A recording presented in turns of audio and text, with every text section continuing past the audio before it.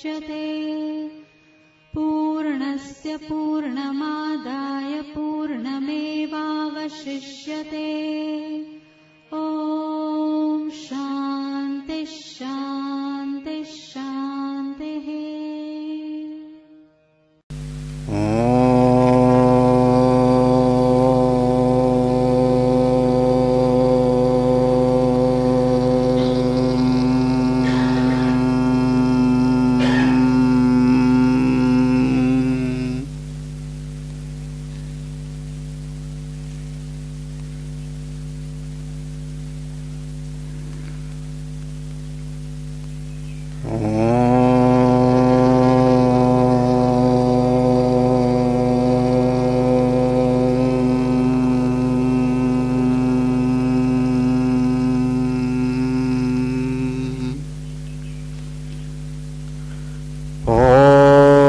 सहनावतु सहनौ भुनक्तु सह वीर्यं करवावहै तेजस्विनावधीतमस्तु मा विद्विषावहै।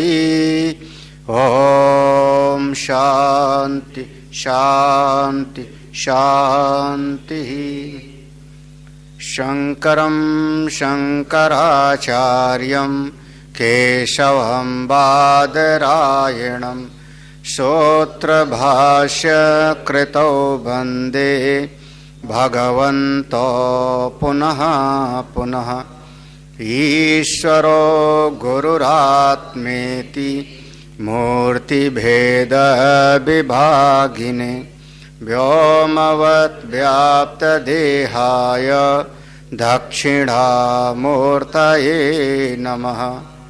सदाशिवसमारम्भां शङ्कराचार्यमध्यमाम् अस्मदाचार्यपर्यन्तां वन्दे गुरुपरम्पराम्। श्रुतिस्मृतिपुराणानाम् आलयं करुणालयं नमामि भगवत्पादं शङ्करं लोकशङ्करम्। नारायणं नमस्कृत्य नरं चैव नरोत्तमं देवीं सरस्वतीं व्यासं ततो जयम् उदीरयेत्। अध्यात्म विद्या केंद्र स्वामी प्रेमपुरी आश्रम के संस्थापक पूज्य महाराज श्री को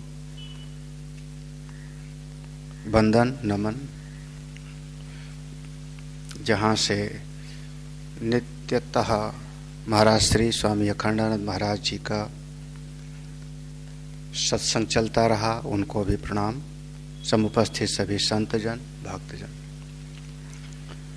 धृतराष्ट्र सनत कुमार जी से कर्म विषयक प्रश्न पूछता है। जो कर्म है वो दो प्रकार के कर्म होते हैं। कुछ लोग शुभ कर्म का आचरण करते हैं, कुछ लोग अशुभ कर्म का आचरण करते हैं। मैं ये जानना चाहता हूं कि अशुभ कर्म ज्यादा प्रभाव वाला है या शुभ कर्म? जो पुण्य कर्म है वह पाप को अभिभूत कर देता है, दबा देता है, अथवा पाप कर्म है वो पुण्य को दबा देता है। सनत कुमार भगवान ने कहा तत्ववेत्ता की दृष्टि में दोनों है ही नहीं। ज्ञानी की दृष्टि में पाप और पुण्य नाम की कोई चीज है ही नहीं। उसकी दृष्टि में तो केवल मात्र भाषित सृष्टि है, ना कुछ धर्म है ना कुछ अधर्म है। ऐसे ज्ञान की अग्नि में सब का सब कर्म उनका भस्मीभूत हो जाता है। लेकिन जब तक तत्व बोध नहीं प्राप्त होता तब तक जीव के जो कर्म हैं वो दो भाग में बंटते। अशुभ अशुभ फल देगा, शुभ शुभ फल देगा। अशुभ कर्म करने वाला वो दुखी होगा, नरक आदि तक उसकी गति होगी और पुनः अधोगति में आकर के कोई न कोई तिर्यक आदि प्राणी के रूप में जन्म लेगा। शुभ कर्म करने वाला जब तक शरीर रहेगा सुखी होगा, शरीर छोड़ने के बाद उसको स्वर्ग आदि का सुख प्राप्त होगा और उसके बाद देव योनि अथवा क्रम मुक्ति के मार्ग पर जावेगा। आगे सनत कुमार भगवान कहते हैं, येषां धर्मेषु विस्पर्धाम् बले बलवतामिव ते ब्राह्मणा इता प्रेत्य स्वर्गे यान्ति प्रकाशताम्। येषां धर्मेषु, येषां धर्मेषु, येषां माने जो इस जगत में अथवा परलोक आदि में विषयों का सुख चाहते हैं, भोग का सुख चाहते हैं। येषां माने इस जगत में, इस लोक में अथवा परलोक आदि में जो विषयों का सुख चाहते हैं, उस विषय सुख के लिए वो विस्पर्धा, बिल्कुल अस्पर्धावान रहते हैं। अस्पर्धावान माने मेहनत करते हैं, परिश्रम करते हैं। इस लोक में सुख चाहिए तब भी आदमी परिश्रम में लगा रहता है।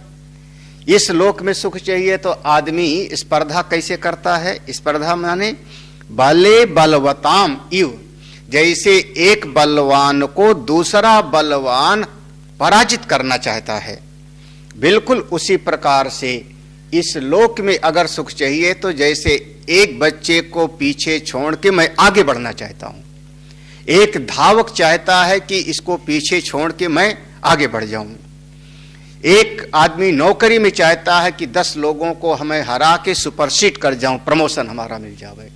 तो जैसे दो प्रतिस्पर्धा करते हैं बैल, बिल्कुल उसी प्रकार से इस जगत में विषयों का आकांक्षी, येषां धर्मेषु, धर्मेषु या व्रतेयथ इसमें लिखा, हाँ, तो जो धर्मेषु इस विषय में कौन सा?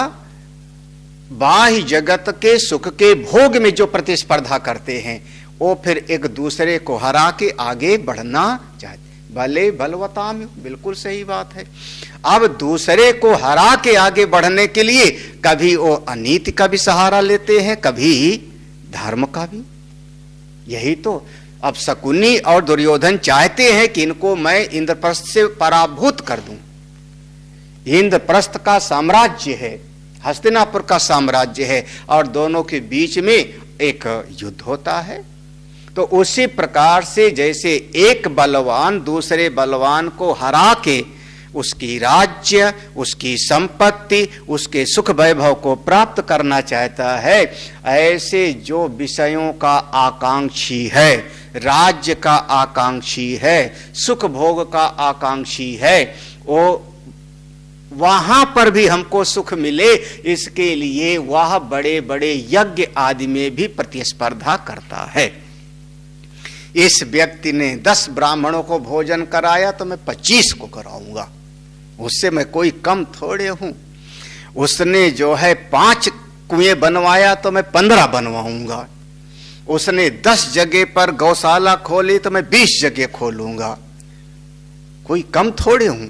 उससे ज्यादा पुण्य हमको प्राप्त होगा। तो क्या कर रहे हैं वो? स्पर्धा, स्पर्धा। हाँ, अरे स्पर्धा तो होती है, बिल्कुल होती है। वहां कई बार तो सत्संग में भी स्पर्धा दिखाई पड़ती है। उन महात्मा को मंच पे 10 मिनट का टाइम दिया गया तो मुझको 5 मिनट का क्यों दिया गया? मैं 20 मिनट बोलूंगा, कुछ भी हो जावे। संचालक चाहे जितना माइक ठोके, उसकी ऐसी तैसी। मंच पर माइक ठोकता है बेचारा संचालक, उसकी कोई सुनता ही नहीं। तो सब जगह पर स्पर्धा, सब जगह पर। येषां धर्मेषु विस्पर्धा, जो इस धर्मेश का अर्थ यहां पर होगा इस जगत में अथवा अमूत्र उस परलोक में विषयों के सुख का अभिलाषी, राज्य सुख, धन सुख आदि का अभिलाषी जो स्पर्धा करता है, वो एक बलवान को अपने बल से, साधन से पराजित करना चाहता है। अच्छा मान लो, अब इसका वर्णन उपनिषद में आएगा। देवता और असुर दोनों हैं, प्रजापति के पुत्र, दोनों ने एक दूसरे को चाहा कि इसको हरा करके मैं विजयी हो जाऊं, बृहदारण्यक। और फिर देवताओं ने अपनी तरफ से कहा कि तुम गायन करो, तुम हमारे लिए मंत्र पढ़ो, उच्चारण करो।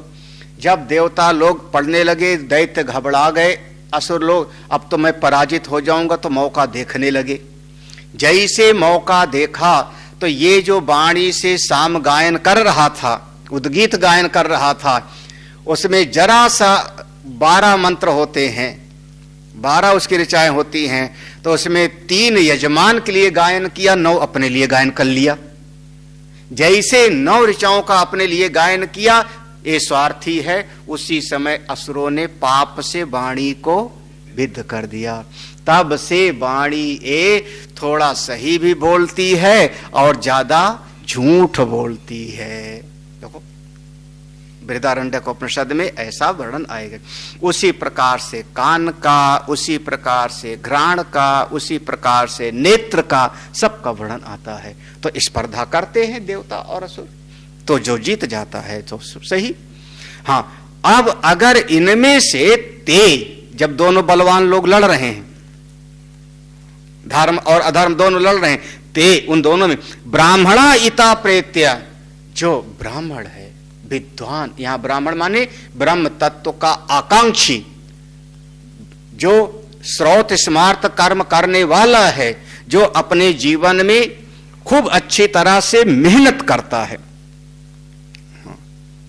मेहनत करता है माने परिश्रमी है, यज्ञ करूंगा, योग करूंगा, ध्यान करूंगा, मंत्र का जाप करूंगा, यम नियम आसन प्राणायाम करूंगा, पूरी तरह से इसमें लगा रहता है, वह ते ब्राह्मणा, वो इतः प्रेत्य, यहां से जब जावेगा तब स्वर्गे यान्ति प्रकाशतम, तब यहां से जब जाएगा तो उसको स्वर्ग लोक में बहुत सुख मिलेगा। कौन?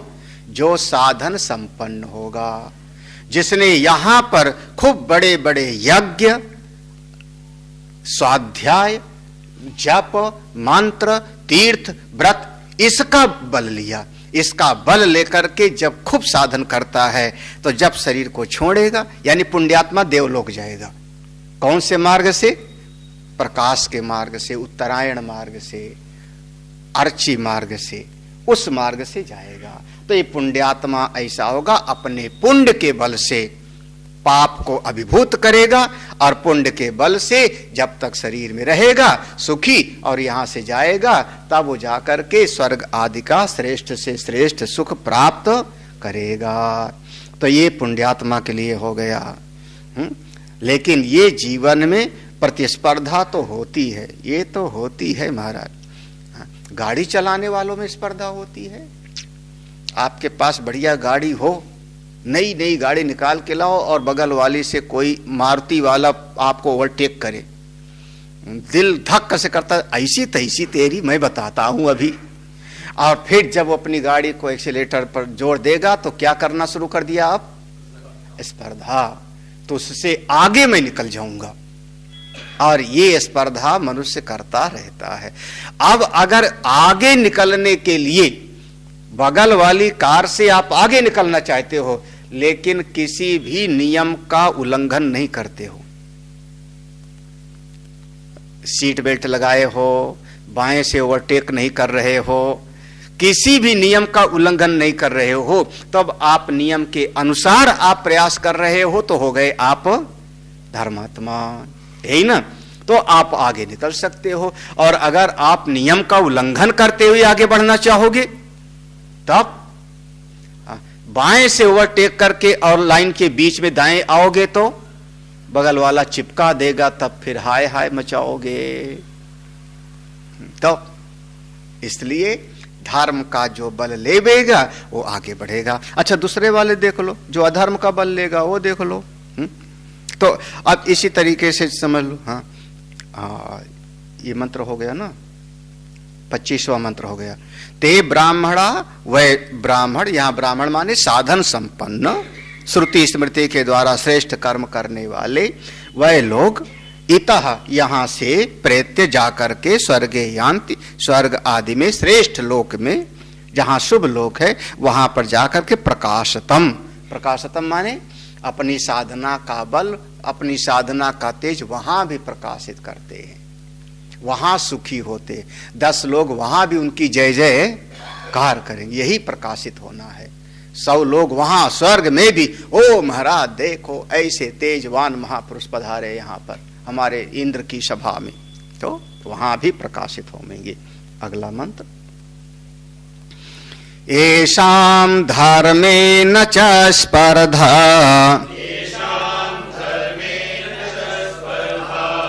तेषां तज्ज्ञान साधनम्,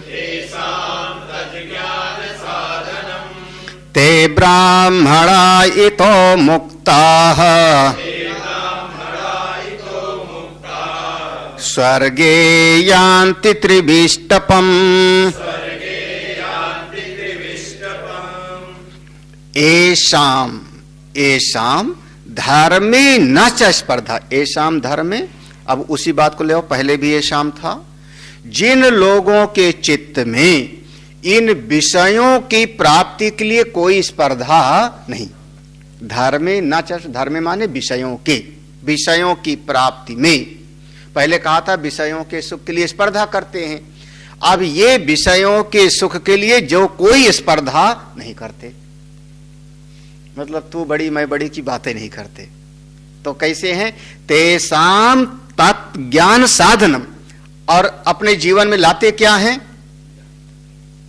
अंतःकरण की शुद्धि, श्रवण मनन निधिध्यासन, उससे ब्रह्माकार वृत्ति, इसी साधन को अपने भीतर ले आते हैं।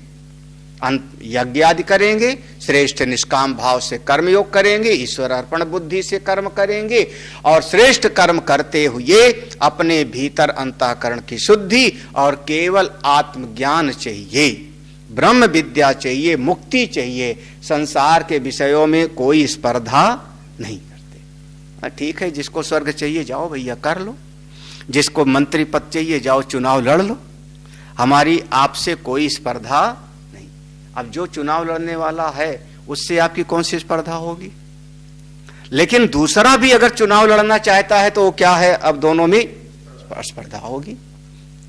तुम्हारे वोटर को हम अपनी तरफ खींच लाएं, हमारे वाले को अपनी तरफ खींच ले जाओ, इस पार्टी वाला नेता उधर चला जाता है, उधर वाला नेता इधर चला आता है, दूसरी पार्टी का नेता हमारी तरफ आ जाते हैं तो हम कहते हैं हृदय परिवर्तन हो गया, घर वापसी हुई, और हमारी पार्टी का चला जाता है तो हम कहते हैं विद्रोही है, हाँ, एहसान फरामोश है, कृतघ्न है, हाँ, गद्दार है। देखो गद्दार है। देखो दूसरी पार्टी वाला आ जाएगा तो वो घर वापसी है, विवेक जग गया, हमारी पार्टी वाला चला गया तो गद्दार। तो ये सब स्पर्धा करने वाले करते रहते।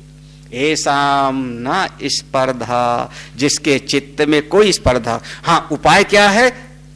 तेसाम तत्ज्ञान साधनम, वो अपने ज्ञान को ही साधन बना लेते हैं। ज्ञान माने ज्ञान के उपाय कौन? अंतःकरण की शुद्धि, साधन चतुष्टय संपन्न, फिर ज्ञान का साधन हो गया श्रवण मनन निधि ध्यासन, ब्रह्माकार वृत्ति, इसी के द्वारा कर। ते ब्राह्मणा, वे साधक, अब यहां ब्राह्मण माने वो श्रवण मनन से युक्त जो साधक लोग हैं, वह लोग इतः, जब इस शरीर को छोड़ते हैं तब यही मुक्ताः। देखो अब वहां पहले कहा था इतः प्रेत्य, फर्क देखना, इतः प्रेत्य इस शरीर को छोड़ के जब जाए, यहां कह दिया इतः मुक्ता, इसी शरीर को छोड़ करके यहीं वो जीवन मुक्ति का आनंद प्राप्त करेंगे, रहते रहते आनंद, जब तक शरीर है तब तक सुखी। अच्छा, जब शरीर छोड़ दिया तो स्वर्गे यान्ति त्रिविष्टिपम, तो वो इस शरीर को छोड़ने के बाद जब शरीर छूट गया उनका, तब कहां जाएंगे? त्रिविष्टप लोग को, त्रिविष्टप लोक, ये थोड़ा सा शास्त्रीय शब्द हो गया। तो त्रिविष्टप माने जहां पर तीनों प्रकार का दुख नहीं है, भौतिक दुख, दैविक दुख और आध्यात्मिक ताप। तीन प्रकार का, भौतिक ताप, दैविक ताप और आध्यात्मिक, तीनों प्रकार का ताप जहां पर नहीं है वहां पर पहुंचते हैं। या दूसरी भाषा में कह लो, जहां सत्व गुण नहीं है, रजो गुण नहीं है, तमो गुण नहीं है, तीनों गुणों के पार, उस लोक को चले जाते हैं। दो बात कही दी त्रिविष्टिप में, तीनों ताप के परे, तीनों गुण से परे, या जागृत अवस्था, स्वप्न अवस्था और सुषुप्ति अवस्था तीनों के परे हो जाते हैं। तीनों का अधिष्ठान मैं हूं, तीनों का दृष्टा मैं हूं, मैं तो वो ब्रह्म स्वरूप हूं। वहां पर जाकर के वो चले जाते हैं। यहां जो स्वर्ग शब्द लिखा हुआ है ना, स्वर्ग शब्द केवल सापेक्षिक, एक ऐसे समझ लो कि वहां आनंद है, इसलिए ऐसा कह दिया गया है। अन्यथा ये इंद्र वाला स्वर्ग यहां पर नहीं लिखा है इस श्लोक में जो है, क्योंकि इंद्र वाले स्वर्ग आदि का देवलोक का स्वर्ग है, 25वें श्लोक में पहले बता दिया है। जो अब यहां पर देखो तीन मार्ग हो गए, यहां पर आप ध्यान से समझना, तो तीन मार्ग हो गए। जो पूरी तरह से अशुभ कर्म करता है, वो अशुभ कर्म करने वाला पहले बता चुके, जब तक शरीर रहेगा तब तक दुखी। भाई अशुभ कर्म तीन प्रकार से हुआ था ना, शरीर से, मन से और वाणी से, तो तीनों प्रकार का दुख मिलेगा। वाणी से अशुभ कर्म किया था उसको गाली सुनने को मिलेगा, मन से किया था तो मानसिक संताप मिलेगा, शरीर से किया था तो शरीर से प्राप्त होगा। तो अशुभ कर्म करने वाले को यहां पर दुख मिलेगा, संताप मिलेगा। यहां से जाने के बाद वहां भी नरक आदि मिलेगा, और वहां से लौट के आएगा तो तीर्यक, अधोगति आदि योनि मिलेगा। स्पष्ट हो गया अशुभ कर्म करने वाले का। जो शुभ कर्म करने वाले हैं, जो शुभ कर्म करने वाले हैं, इनमें वैसे दो विभाग कर लेना चाहिए। शुभ कर्म करने वाले में दो विभाग, दो विभाग। एक शुभ कर्म करने वाले ऐसे होते हैं जिनकी ईश्वर के प्रति कोई उपासना आदि का भाव नहीं होता, कर्म प्रधान होते हैं, पाप नहीं करते, वेद विरुद्ध कोई बात नहीं करते, शास्त्र के अनुसार जीवन जीते हैं, लेकिन सत्संग आदि से उनकी कोई रुचि नहीं, उपासना आदि से कोई रुचि नहीं। दुनिया में ऐसे लोगों को लोग कहते हैं वो तो बड़े सज्जन हैं, हाँ वो तो बड़े अच्छे आदमी हैं, ऐसा लोग कह सकते हैं, ऐसा कह देते हैं कि वो तो देखो सफेद कपड़े में महात्मा जैसे हैं, चोरी नहीं करता, झूठ नहीं बोलता, किसी को कष्ट नहीं। अरे तो सत्संग सुनता है कि नहीं, भक्ति के मार्ग पे चलता है कि नहीं, तो कोई बात नहीं। तो उसको हम कहते हैं कर्मनिष्ठ, कर्म प्रधान, उपासना रस रहित। तो एक ऐसा हो गया जो केवल कर्मनिष्ठ होता है, वो जब शरीर छोड़ता है तो कर्मणा पितृलोको, ठीक है ना।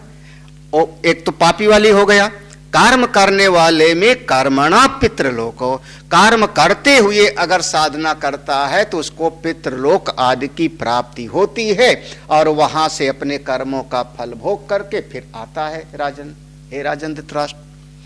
दूसरा है जो कर्म करते हुए भी उपासना करता है, देखो बिल्कुल स्पष्ट समझना, कर्म के साथ उपासना करता है, और लगभग सत्संग सुनने वाले सब इसी श्रेणी में होते हैं, कर्म भी करते हैं और साथ में थोड़ा भजन पूजन भी करते हैं। तो कर्म के साथ उपासना करते हैं, तो जो कर्म के साथ उपासना करते हैं उनकी गति वो श्रेष्ठ से श्रेष्ठ लोक की तरफ होती है। विद्याम च अविद्याम च यस्तद वेदो उभयम सह, अविद्या मृत्युम तीर्थ्वा विद्या अमृत वसु। तो कर्म को भी ठीक ठीक समझते हैं, उपासना को भी ठीक ठीक समझते हैं, वहां विद्या माने उपासना, और दोनों को अपने जीवन में लाते हैं एक साथ में, कर्म सहित उपासना। वो लोग इस कर्म से इस जगत को जीत करके और उपासना से परलोक पर भी विजय प्राप्त कर लेते हैं, ठीक है ना। हो गया, तो पापी आदमी की एक गति हो गई, और श्रेष्ठ कर्म करने वालों में एक कर्मनिष्ठ और दूसरे कर्म सहित उपासना। आगे भी आएगा, अब उपासना की श्रेणी में भी विभाग कर लो, इसमें सब अंतर्भूत है, कैसे जाओगे। उपासक जो कोई उपासना करने वाला है, मान लो कर्म नहीं करता, सीधे वृंदावन चला गया, साधना करता है, उपासना करता है, वैदिक उपासना करता है या पौराणिक उपासना करता है। वेद में जो उपासना है संपद उपासना, या वहां पर कोई और उपासना अहंग्रह उपासना करता है, या पौराणिक उपासना में प्रतीक उपासना करता है, तो अगर उपासना प्रधान है तो दो प्रकार की स्थिति हो सकती है। उपासना में भी दो प्रकार की, एक उपासना होती है कि हम अपने किसी आराध्य को अपना इष्ट बना करके और उनकी उपासना में तत्पर हो जाते हैं। इसका नाम है प्रतीको उपासना। प्रतीको उपासना, जैसे सालिग्राम में विष्णु की बुद्धि, सालिग्राम सामने है, हमने नाम क्या रखा, कौन है ये, भगवान विष्णु, यही ना। गणेश जी की उपासना में, सूर्य भगवान की उपासना में, राम जी की उपासना में, कृष्ण की उपासना में तल्लीन हो गया।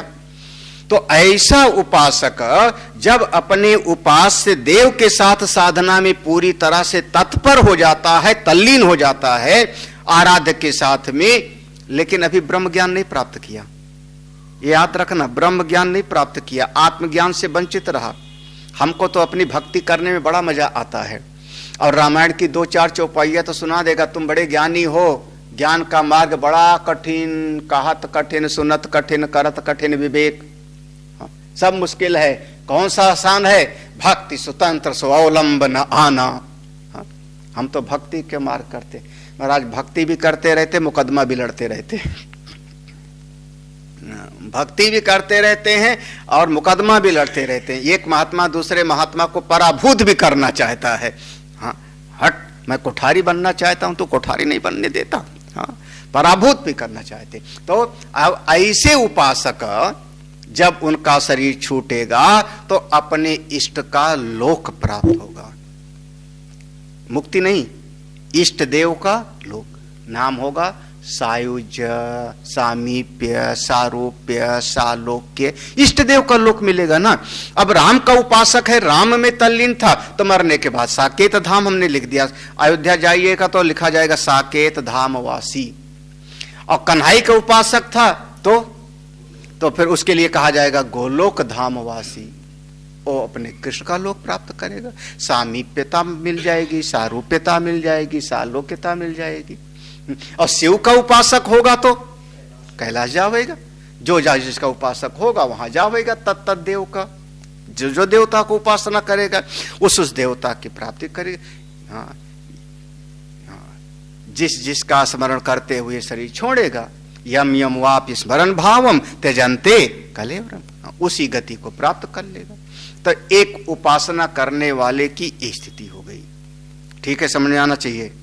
गतियों का वर्णन हो रहा है, कितनी हो गई। पापी अलग, कर्म में 2 विभाग हो गए थे। हाँ, कर्म में 2 विभाग, केवल कर्म और उपासना के सहित कर्म। ठीक है, अब उपासना में भी 2 विभाग हो गया। उपासना में एक अपने इष्ट देव का उपासक और दूसरा उपासक ऐसा है जो इष्ट देव की उपासना तो करता है लेकिन इष्ट देव से अपने को अभिन्न मान के उपासना करता है। इसका नाम होगा संवर्ग विद्या या अमुक, कई बहुत सारी उपासनाओं का बात है।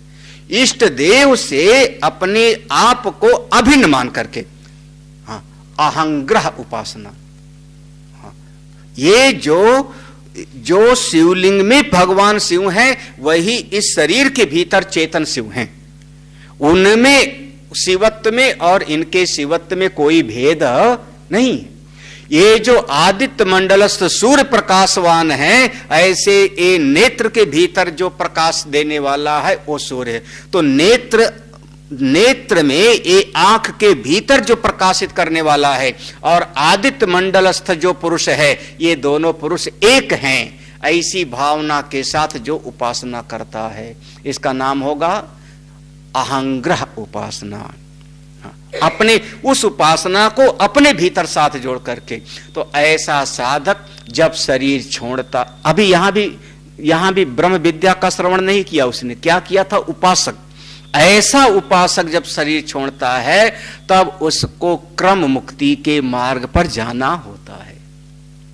फिर उसके लिए वो वर्णन आया है कि यहां से जावेगा तो वो फिर अग्नि के अभिमानी देवता लेके फिर उसको दिन के अभिमानी देवता उसको लेकर के जो अभी अर्ची मार्ग होगा ना, धूम्र मार्ग नहीं ना, फिर उसके बाद उत्तरायण के अभिमानी देवता, फिर उत्तरायण के, ऐसे क्रम से वो जाता जाता क्रम मुक्ति के मार्ग पर जाएगा। अब इन्हीं में से कोई एक बिरला उसने साधना किया, अंतःकरण शुद्ध हुआ और सदगुरु की शरण में जा करके अब वो वेदांत का श्रवण मनन निधिध्यासन करता है। निधिध्यासन करते करते ब्रह्माकार वृत्ति पैदा हुई। जब ब्रह्माकार वृत्ति पैदा हुई तो वो ब्रह्माकार वृत्ति जाके अविद्या का नाश कर देती है, और अविद्या नष्ट हुई स्वरूप में निष्ठ, तो ओ स्वर्गे यान्ति त्रिविष्टिपम, वो अपना तीनों का जो मूलभूत आधार है वहां पे जाके अपने स्वरूप में जाके निष्ठ हो जाता है। ते ब्राह्मणा इतो मुक्ता, ऐसे जो तत्व ज्ञान से संपन्न, साधन से संपन्न महापुरुष लोग हैं, यहीं रहते रहते वो सद्यो मुक्ति के मार्ग पर चलते हैं, और शरीर छूट गया तो अपने स्वरूप में निष्ठ है। इनको हम कहते हैं ब्रह्मलीन। अब इनको नहीं कहोगे साकेत धामवासी, गोलोक धामवासी, कौन? ब्रह्मलीन, ब्रह्मीभूत हो गए। अब ये मन में प्रश्न पैदा हो गया। सनत कुमार जी ने समझ लिया कि जरूर मन में ऐसा बात आया होगा, जो ब्रह्म ज्ञानी हो गए वो कैसे व्यवहार करते हैं, जो ब्रह्म वेत्ता हो गए वो कैसे व्यवहार करते हैं। तो एक ज्ञानी लोगों का व्यवहार कैसा? इदानीम विदुषा समाचारम आह, अब हम विद्वानों का जो व्यवहार होता है वो हम बताते हैं। जो तत्ववेत्ता लोग हैं वो व्यवहार कैसे करते हैं, पढ़ते हैं। तास्य सम्यक समाचारम आहुर्वेद विदो जनाः नैनं मन्येत भूयिष्ठम् बाह्यम् अभ्यन्तरं जनम्।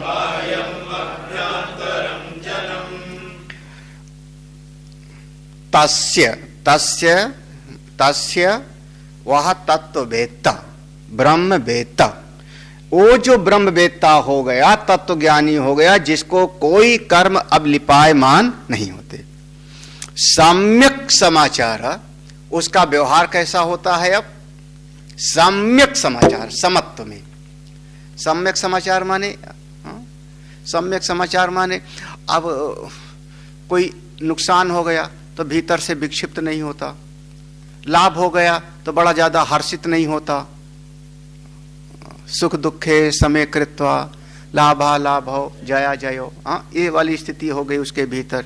दुखेषु अनुद्विग्न मनाः सुखेषु विगत स्पृहा। तो ऐसी स्थिति में अपने आप में रहता है, ठीक है, किसी बच्चे का घर में जन्मदिन है, बोले मना लो, मुस्कुराते ही नहीं हो। घर में कोई नुकसान हो गया, तकलीफ हो गई, सब लोग रो रहे हैं, वो अपना चुपचाप बैठा माला जपता रहता, हरिच्छा नारायण प्रभु। तो उसके अंदर की जो समत्व में निष्ठा है उसकी प्रशंसा महात्मा लोग करते हैं। तास्य सम्यक समाचारम, देखो तास्य उस ज्ञानी के सम्यक समाचार, उसके समत्व में जो रहने की स्थिति है, उसके व्यवहार की आहु वेद विदो जना, वेद विदो जो ज्ञानी लोग हैं, तत्ववेत्ता लोग हैं, वो कहेंगे बहुत बढ़िया, क्या महात्मा है जी, क्या क्या वो महापुरुष हैं। प्रशंसा कौन करेगा? वो ज्ञानी लोग। तो ज्ञानी लोग उसकी प्रशंसा करते हैं। कितना आसान सी बात है। समुझे खग खगही कहे भाषा, ज्ञानी की स्थिति को ज्ञानी समझ लेते हैं, वो लोग प्रशंसा करते हैं। लेकिन कुछ उनके पास आसपास भी तो रहने वाले होते हैं, कुछ आसपास मित्र लोग हैं, रिश्तेदार हैं। हाँ, तो अब देखो दो प्रकार के लोग होते हैं। बाह्यम आभ्यंतरम। बाह्यम माने बाहर के लोग, आभ्यंतर माने भीतर के लोग। अब गृहस्थ में कोई ज्ञानी हो गया तो घर में बच्चे हैं, भाई हैं, पत्नी है, माँ बाप है, ये अभ्यंतर हो गए। मित्र रिश्तेदार हो गए, वो भाई हो गए। कोई आश्रम है तो आश्रम में जो रहने वाले हैं वो अभ्यंतर हो गए। और जो आश्रम में बाहर से आते हैं, मिलके चले जाते हैं, सत्संग सुन के, वो कौन हो गए? भाई हो गए। तो अब ये बाहर भीतर के लोग हो गए ना। बाहर हाँ खास और आम और खास, हाँ दीवाने आम और दीवाने खास, ऐसे कह लो। तो बाहर के लोग और भीतर के लोग। तो ये जो बाहर और भीतर के लोग हैं, ये चूंकि आसपास रहते हैं उस ज्ञानी के, तो उसको देखते रहते हैं, तो ये लोग ना एनम मन्नेत, ये पास में रहने वाले लोग कुछ कीमत नहीं देते। भूयिष्ठाम, कोई ज्यादा कीमत नहीं देते, ज्यादा प्रशंसा नहीं करते। अगर वो ज्ञानी हो जाए तो प्रशंसा करेंगे ना भाई। ज्ञानी की जो स्थिति है, मान लो आप घर में रहते हुए आप ब्रह्मज्ञानी हो गए, भगवान करें ऐसा हो जाओ, इसीलिए तो भगवान करे आप ब्रह्मज्ञानी हो जाओ, आप घर में रहते हुए, तो आप ज्ञानी हो जाओगे तो आपके व्यवहार को देख के कोई महात्मा होगा तो आपकी प्रशंसा करेगा। क्या बढ़िया, घर में रहते हुए ऐसा हो गया, है ना। लेकिन जो अंदर और बाहर के लोग हैं अंदर बाहर, वो कहेंगे ज्यादा ज्ञान मत बगाड़ो हमसे, ज्यादा ज्ञान मत छांटो। ये छांटो शब्द आता है, ज्यादा ज्ञान कहाँ, अपना प्रवचन अपने पास से रखे रहो। तो ऐसे लोगों के घर के लोग, बाहर के लोग, एनम ना भूयिष्ठम मन्येत, ज्यादा इसको कीमत नहीं देते। वो बल्कि कहते हैं दिमाग खराब है इसका, सनक गया है, कोई इलाज कराओ, कोई इलाज कराओ। सही बात है। अगर अच्छा, चैतन्य महाप्रभु कीर्तन करते करते मूर्छित हो जाते थे। चैतन्य महाप्रभु कीर्तन करते करते मूर्छित होकर गिर पड़ते थे और 2-2 घंटे 3-3 घंटे उस अहो भाव में, राधा भाव में रहते थे। अगर जन सामान्य हमारे समाज में कोई ऐसा मूर्छित होने लगे तो हम लोग पकड़ के साइकियाट्रिस्ट के पास ले जाएंगे और वो बिजली का झटका देगा, कहेगा दिमाग का कोई नस खराब है, मिर्गी आ रही है, हाँ मिर्गी आ रही है, बताओ हिस्टीरिया का रोग हो गया है।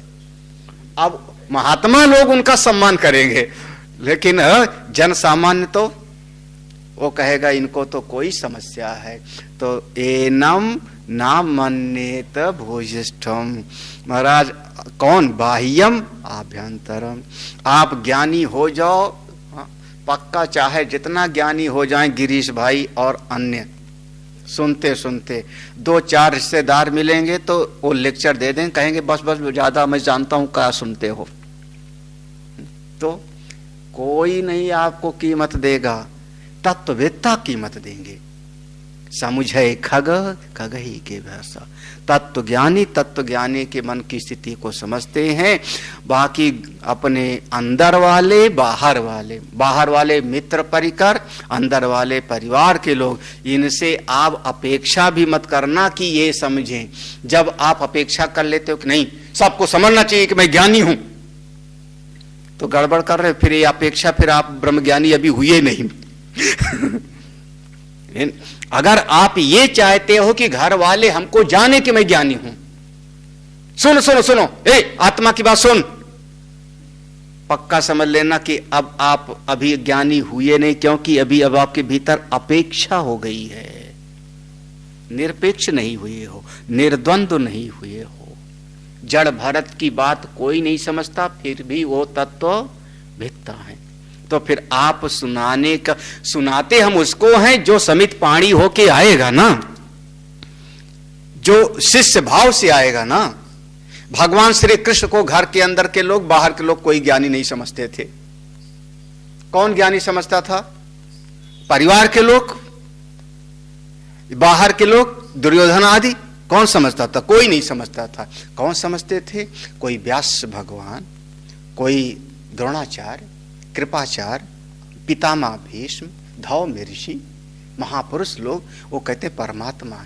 अर्जुन भी अगर समझता है तो जब गीता का उपदेश प्राप्त कर लिया तब, उसके पहले तो वो भी हाँ, हे कृष्ण तुम बैठो मैं सोता हूं, आहार विहार सय्यासन भोजनादेशो, हाँ क्या क्या, हे कृष्ण हे यादव, हाँ, हे कृष्ण मेरे रथ को दोनों सेनाओं के बीच में खड़ा करो। इसलिए बहुत ज्यादा अपना लेक्चर घर परिवार में झाड़ने की कोशिश मत करना, आप जितने सुनने वाले हो, क्योंकि आप सुनाओगे भी तो उसकी कीमत नहीं होगी। इस श्लोक का अर्थ समझ में आ गया? आसान सा है।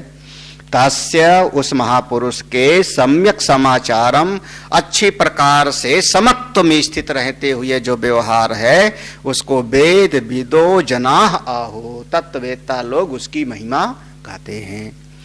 एनम एनम ना भूयिष्ठम मन्येत, इस महिमा को ये लोग नहीं समझ पाते। कौन? बाहर और भीतर के लोग।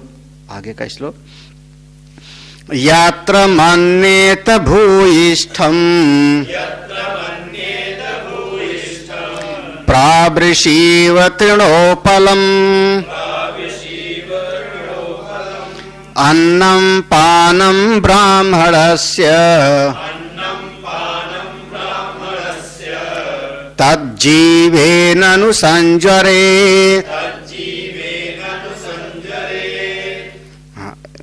पाठ भेद में है, यत्र मन्येत भूयिष्ठम प्रावृषीव तृणोदकम अन्नपानम च विप्रेन्द्र तज्जीवेत न अनुसंजरेत। ये पाठ भेद में है।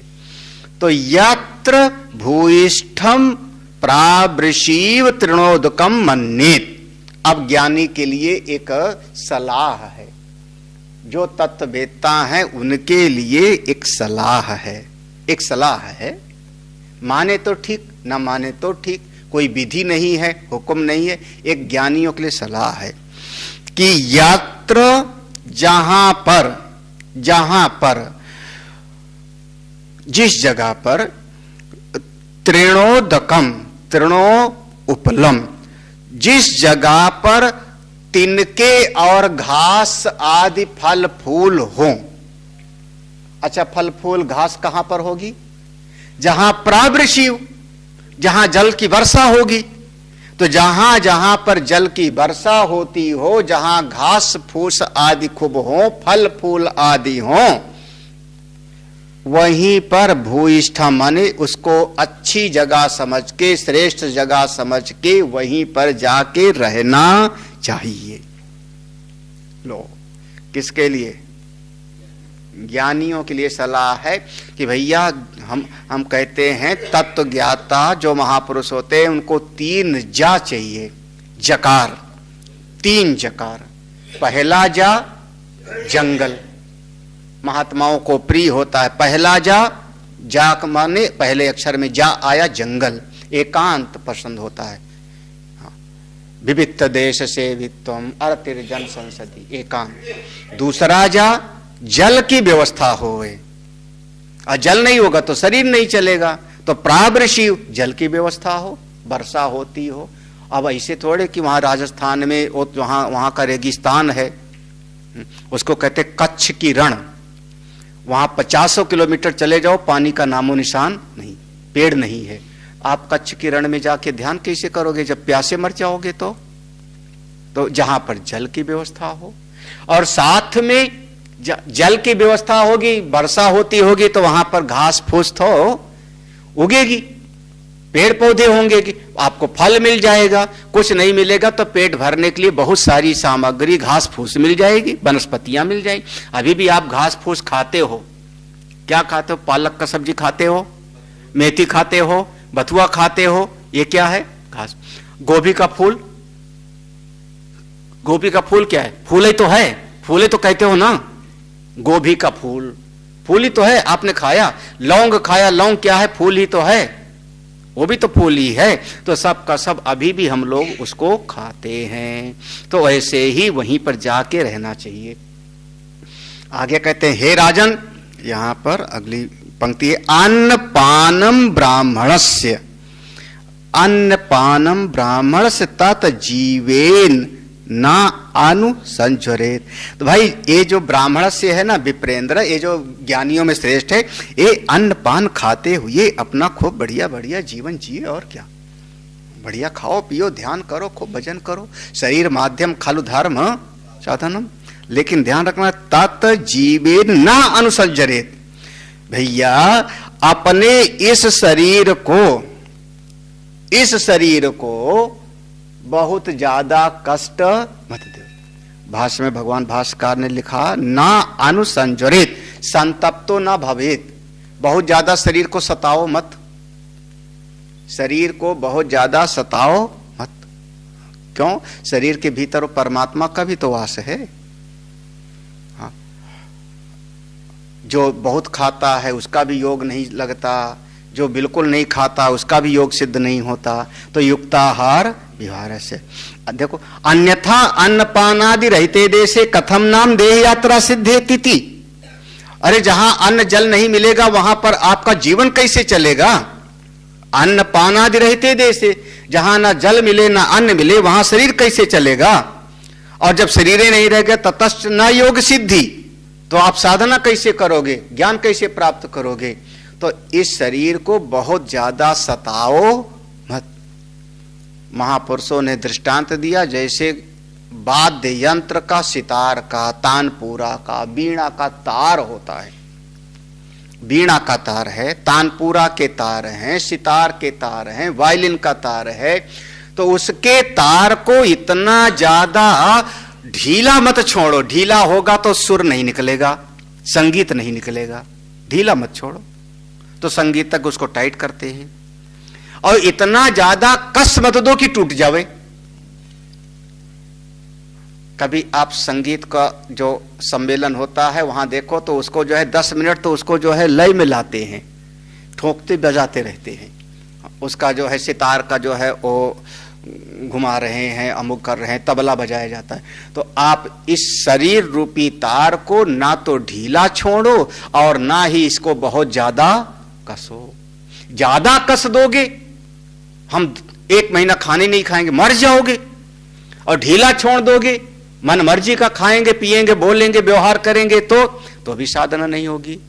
तो अत की भली न बोलना, अत की भली न चुप। ऐसी जगह पे जाके रहो जहां पर आपको जीवन यात्रा के लिए, हाँ, अब ये भी नहीं है कि अब जहां पर अन्न मिलता है वहां 15 दिन के लिए भोजन इकट्ठा करके रख लो।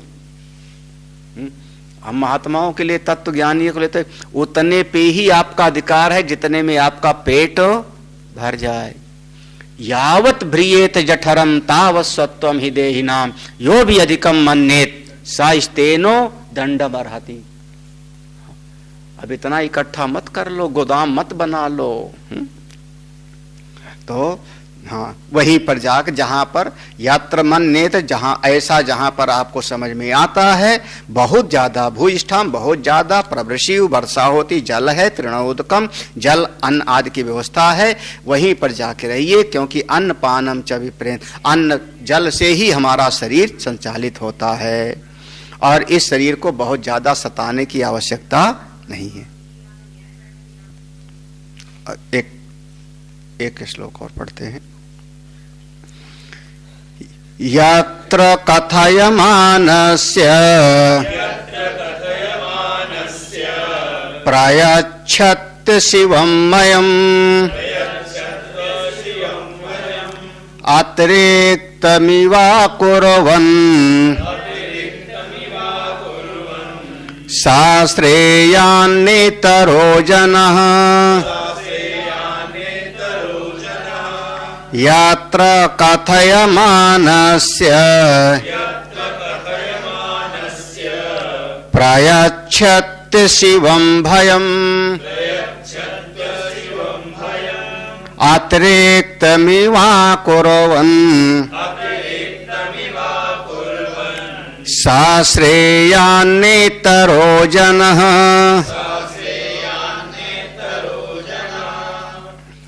यत्र यत्र यस्मिन देशे, कोई ऐसी जगह पे पहुंच गए जहां पर दो चीज तो बहुत है, अन्न और जल, ये दो चीजें हैं, और ये दो वहां पर महात्मा पहुंच गए। वहां पहुंच गए तो वहां जाके अब आप यत्र अकथय मानस्य, अकथय, अकथय माने वहां जाकर के आप अपनी महिमा का बखान मत करो। कथय माने कहना, अकथय माने मौन रहना। आप मत बताओ कि मैं 4 वेद पढ़ के आया हूं, 6 शास्त्र हमको कंठस्थ है, 6 दर्शन में पढ़ा सकता हूं, मत बताओ। हाँ, बिल्कुल चुपचाप रहो। हाँ, ज्यादा बताने की जरूरत नहीं।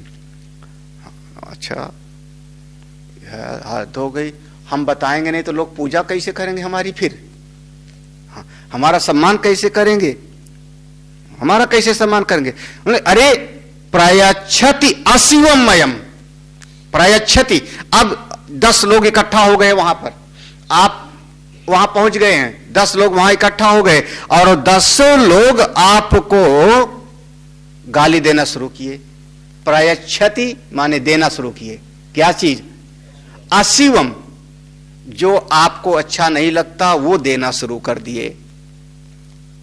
पागल आया, अकल धेले भर की नहीं, काम का नकाज का, दुश्मन अनाज का, ये आ गया। हाँ, और साथ में उन्हीं में से, भीड़ में से 1-2 ऐसे थे जो डंडा लेके दौड़े, पागल मारो इसको। भाईम देखो, अब आपने अपनी महिमा को तो बताया नहीं वहां पे कि मैं 4 वेद 6 दर्शन पूरा का पूरा, हमको 10 उपनिषद का ज्ञान है और सनसुजातीयम भी अभी पढ़ के आए हैं। अब बताए कुछ नहीं, कहना नहीं है। और वो जो भीड़ इकट्ठा हो गई उन्होंने पीटना शुरू कर दिया आपको। तब बोले घबराना मत, चिल्लाना मत, सह लेना। कैसे? जड़वत, जड़वत, ये स्थित प्रज्ञ के लक्षण हैं। जड़वत लोकम आचरे। ठीक है भैया, मैं पागल ही सही। सबने कहा पागल है, मैं पागल सही। सबने कहा धरती के बोझ हैं, हम बोझ ही सही। हमको क्या करना? अपने आनंद में रहो, अपने आनंद से कभी च्युत नहीं होना चाहिए। अच्छा, इसके अलावा फिर वहीं बगल में एक गांव था। उस गांव में पहुंचे, कोई श्रेष्ठ ब्राह्मण का घर था, कोई श्रेष्ठ ब्राह्मण।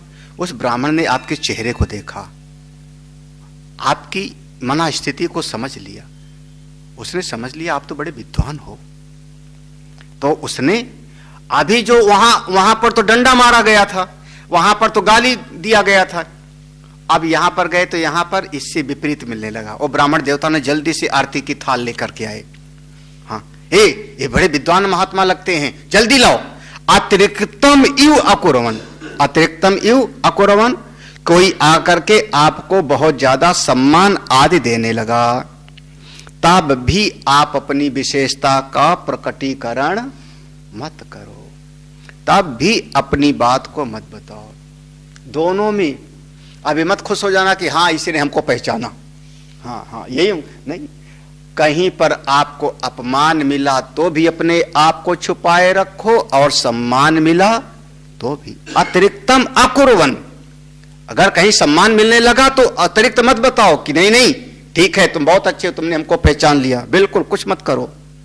वही महापुरुष तत्ववेत्ताओं में श्रेष्ठ है, वो ब्रह्मवेत्ताओं में श्रेष्ठ है। मांडूक कारिका में मंत्र है। मांडूक कारिका के 3 कारिकाएं हैं, 3 कारिकाएं। बीतराग भय क्रोधई मुनिभिर वेद पार गई, निर्विकल्पो ही अयम दृष्टो प्रपंचोपम अद्वयः, तस्मादेवं विदित्वैनं अद्वैते योजयेत स्मृति, अद्वैतं समनुप्राप्य जड़वत लोकमाचरेत्, निस्तुति निर्नमस्कारो निस्वधाकारो एव च, चलाचल निकेतश्च यतिर्यादृच्छको भवेत्। यति याद इच्छको, ऐसा महापुरुष चलाचल, ये शरीर है चल, आत्मा है अचल, इन दोनों के बीच में रहता हुआ, शरीर में भी है लेकिन अपनी निष्ठा बनाए किसमें है? अचल आत्मा में। ऐसा महापुरुष यति यदृच्छको भवेत् जड़वत लोकम आचरित। ऐसा महात्मा अपनी महिमा में रहता है। वो निंदा से घबराता नहीं, स्तुति में फूलता नहीं। दुख में क्या, सुख में फूलो नहीं और दुख में रो नहीं। बिल्कुल अपने मन के तराजू के सम में रखो। ठीक है, ये जगत परिवर्तनशील है, भाषित है, कल्पित है, स्वप्नवत है, मिथ्या है, ईश्वरमय है, ईश्वर ही है। जो समझना है सो समझो। हमको इसमें ज्यादा आग्रह नहीं है। आप क्या विचार करते हो, जगत के प्रति क्या दृष्टि है आपकी, आप पर निर्भर है। लेकिन आपका मन का तराजू समत्व में रहे, आपकी शांति, आपका समत्व किसी भी परिस्थिति में डावाडोल ना हो। इति ओम पूर्णमदः पूर्णमिदं पूर्णात् पूर्णमुदच्यते पूर्णस्य पूर्णमादाय पूर्णमेवावशिष्यते। ओम शांति शांति शांति। हरि ओम। श्री गुरुभ्यो नमः। हरि